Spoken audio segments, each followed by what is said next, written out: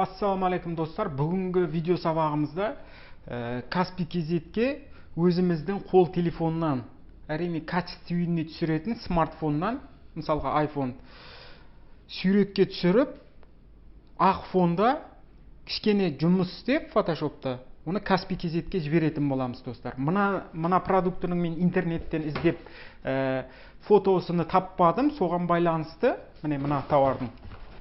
Соған байланысты енді мынаны суретке түсіреміз бүгін практика жүзінде. Не заттар керек, соларды қарап өтетін боламыз. Достар, қараңыздар, софтбокс менен оң жағынан қоятын, сол жағынан қоям, мынауында разница жоқ. Мына оң или сол. Бір штатив керек. Штатив керек емес. Егер видео болса, штатив керек болады. Фотоға штатив керек. Видео жасаймын десеңіз, орнына штатив керек болады. Фотоға керек емес, қолда түсіре беретін боламыз. Көріп шығамыз оны, достар. Оның үшін бір арнайы міне стол менде, достар. Міне стол, иә. Енді бұл мына жері қара, достар. Үсті қара да бұның, ыңғайсыз, достар. Үсті қара. Енді оған мен не істедім? Қазір көрсетем. Астына А4 бумага қойып шығам, достар. Ар жағы ақ стена, қара емес, ақ стена болу керек. Өйткені фон тап-таза ақ фон болу керек. Студийный фото деп айтылады, ақ фонда болу керек Каспий KZ үшін. Әсіресе бірінші қоятын товар, бірінші карточкамыз, бірінші фотосы ақ болу керек. Соны качественный етіп түсіреміз, достар, иә. Практика жүзінде қаны соны көріп шығайық, қане. Мен мыналарды жайып шығайын. Мына қойып шықтым столға. Қазір көрініп тұр ма екен, бір қарап жіберейін. Аха. Көрініп тұр екен, достар. Сәл алысырақ қояйын артқа. Міне, ақ қағазды көрдіңіздер ғой, жайып шығып Ақ қағазды осындай жайып шығып достар. Қараңыздар енді, мына продуктыны алып тұрайын. Светті қалай қосамыз, нені қалай қосамыз, осы видеода бәрін көріп шығамыз. Міне, ақ қағаз төседім. Енді сіздерде ақ стол болса, вообще керемет. Егер мынандай қара столға көбінесе. Соның үшін А4 бумаганың өзі де болады, достар. Осылай жайып шығамыз бумаганы. Бұлар білінбейді, сызықтары фотода біліндірмей, фотошопта жасап жібереміз. Бұл фонды көрсетпейміз бұл бумаганың сызықтарына, достар. Қараңыздар, міне. Жайып қойып шықтым. Жайып қойып шықтым. Ешқандай да не жоқ, қара жер көрініп тұрған жоқ. Енді бұңа мен тауарды дайындаймын, достар. Тауарды алдым, шығардым фотоны, нені тауарды, міне. Тауардың өзі осындай. Енді қосымша заттарынан шығарам. Не бар комплектте бәріні шығарам, достар. Міне комплектті ағына. Пульті, шнурлары, аксессуарлары өзінің. Енді бұны мен бұлай қоямын. Енді нені істеймін? Светтерді дайындаймын, достар. Светтерді дайындаймын. Қосамын светтерді, достар. Міне. Мешат беріп тұрған заттарды алып тастаймыз, достар. Қараңыздар енді. Осындай светтерден пайдалануға можно. Өз қымбат светтер емес, достар, бұлар. Постоянный светтер осындай. Міне, мынаны мына жағынан береміз. Әне, дайындадым. Мынаны пока алып тұрамыз. Жарайды, пока осымен түсіреміз бірінші, достар. Аксессуарларымен бір алдына әдемілеп қойып аламыз. Арқасында тағы бір аксессуар бар екен, оны да алып жібереміз микрофон. Достар, міне. Енді осыны түсіреміз. Достар, осыны түсіреміз. Қараңыздар енді. Қазір мен iPhone так бірінші тазалап жібересіздер. Экранны жақсылап, әдемілеп. Кейін міне фотоны алып жібереміз осындай. Бәр жағы аппақ болып тұрды. Міне. Аламыз. Экспозицияны сәл қарарақ болып тұрған болса, экспозицияны көтереміз, достар. Чуть-чуть көтереміз. Дым көтеріп жіберсеңіздер де бұл жерде несі өліп қалады, качествосы.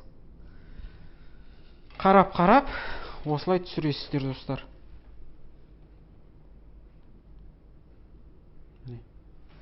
Де айлантырып жан-жағыңнан түсіру керек. Мынандай тауардың мына жағына. Бұның бәрін достар кесіп аламыз фотошопта. Міне. Микрофонны қойып бір суретке түсіріп қою керек.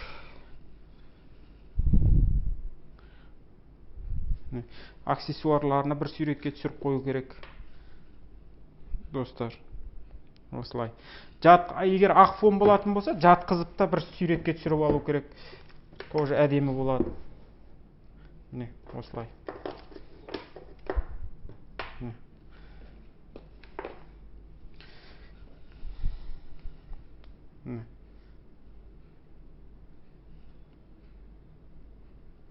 Осылай суретке түсіреміз.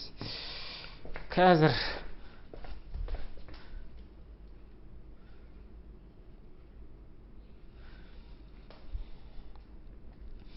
енді сіздерге жақыннан көрсетіп жіберейін достар.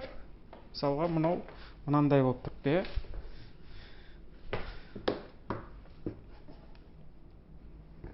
Бер жағынан көрсетейін достарға сіздерге. Қазір ыңғайсыздық үшін кешірім сұрайым. Так, алдынан.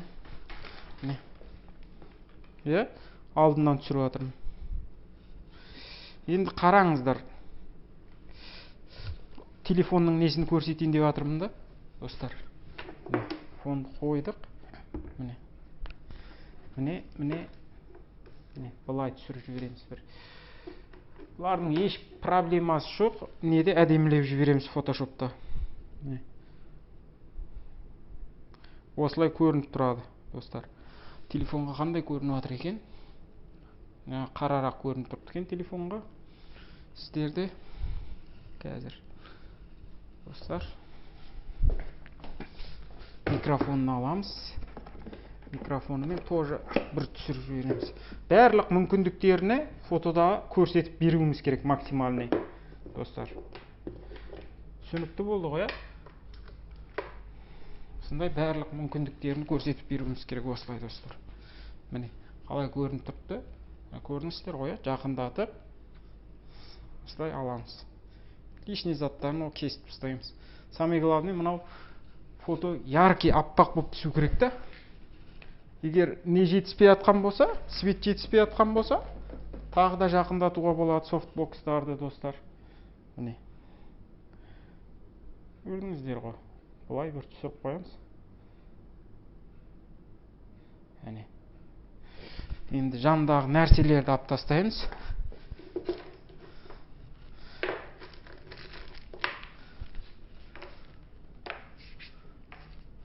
Әне, достар. Бар нәрсебенен қиналмай, не бар сомен түсіре береміз. Ақ фон міне.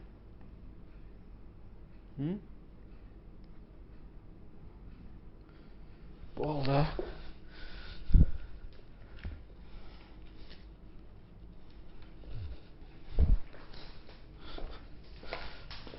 Достар, көрдіңіздер ғой, бүгін мынаны көріп шықтық өздеріңізбен бірге суретке түсіруде. Жан-жағына әдемілеп мүмкіндіктерін көрсетіп беруіміз керек. Достар, фотода. Енді бір қосып та түсіріп жіберсек әдемі болады. Қайта. Света музыкаларына көрсету үшін, например, осының светтерді өшіріп тұрамыз. Максимально. Мынандай светтерді өшіріп тұрамыз, достар. Өйткені света музыкалар білінбей қалады. Әдемі көріну үшін осындай светтерді өшіреміз, міне. Фотоға алып жібереміз енді.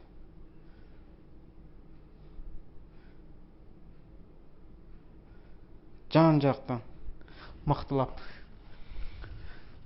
Микрофонды қойып та бір ерінбей түсіре беру керек. Әртүрлі мүмкіндіктерін көрсетуге болады, достар. Көрдіңіздер ме? Бұлай да қойып түсіре берсеңіздер болады жан-жағына. Білінсін, что бұл жеке тұрсын екен. Міне, достар. Қарайсыздар тауарларыңызды, сондай мүмкіндіктерін көрсетулеріңіз керек, достар.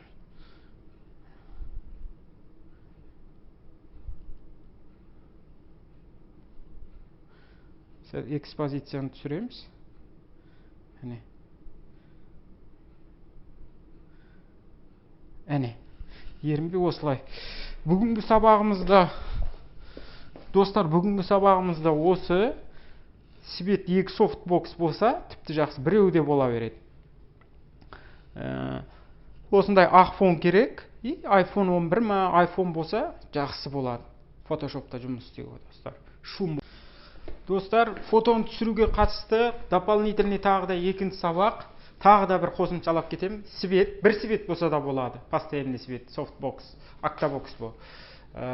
Бұл да постоянный свет. Маған екеуі ыңғайлы болған үшін, екеуісі жарық көбірек керек болған үшін, екеуіні пайдаланып жатырмын. Менде жеткілікті болған үшін, софтбокстар. Егер сіздерде біреуі болса, біреуімен де болады. Кішкене товарлар болатын болса, осындай предметный товарлар болатын болса. Ақ стол жоқ, ақ столдың үстіне менде не бар? A4 форматтағы ақ қағаздар бар. Қара столдың үстіне төсеп тастадым. Photoshop'та сызықтарын алып тастаймыз, достар.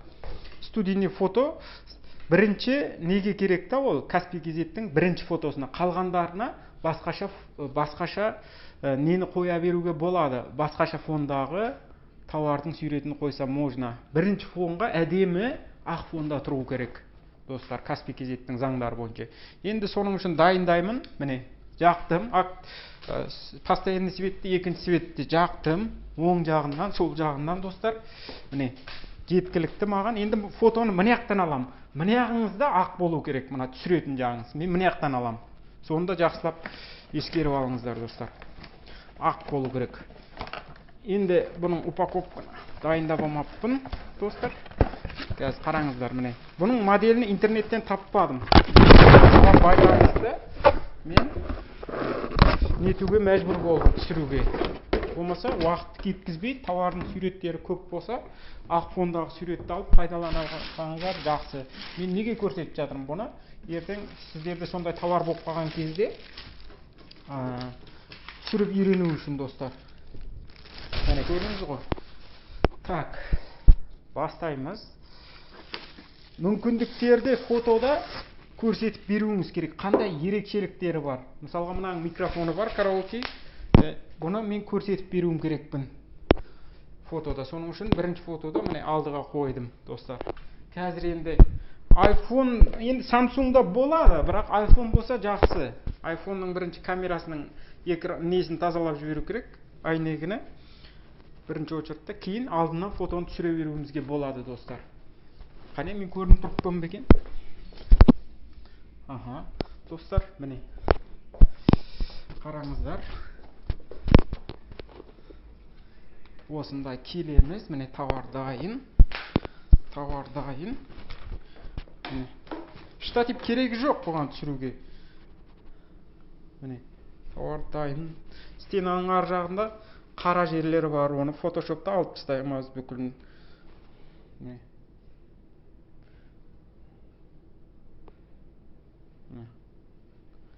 Осылай бір түсіріп аламыз, міне. Үлкен болып көріну керек. Соның үшін мынандай крупный планда бір алып жібереміз, достар. Көрдіңіздер ме? Жарық жеткілікті. Мынаны өшірсем, Photoshop'та жұмыс істеу ыңғайсыз болады, міне. Көрдіңіздер ме? Қаншалықты жарықырақ болса, жарық болғанда блик түспеу керек основной. Міне.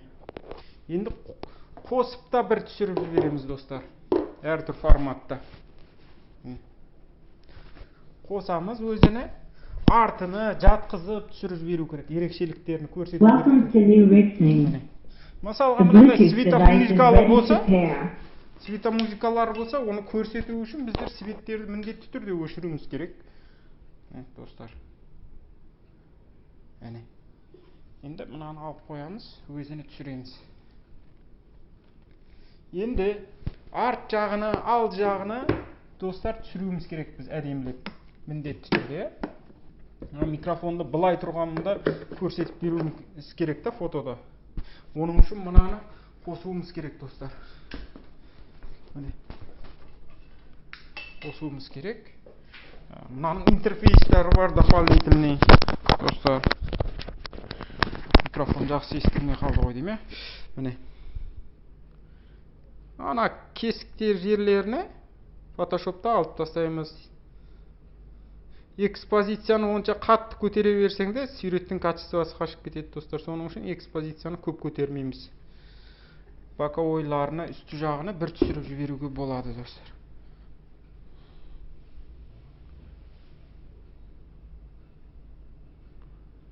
Осылай. Міне суреттеріміз дайын. Енді бұны Photoshop'та келесі сабақта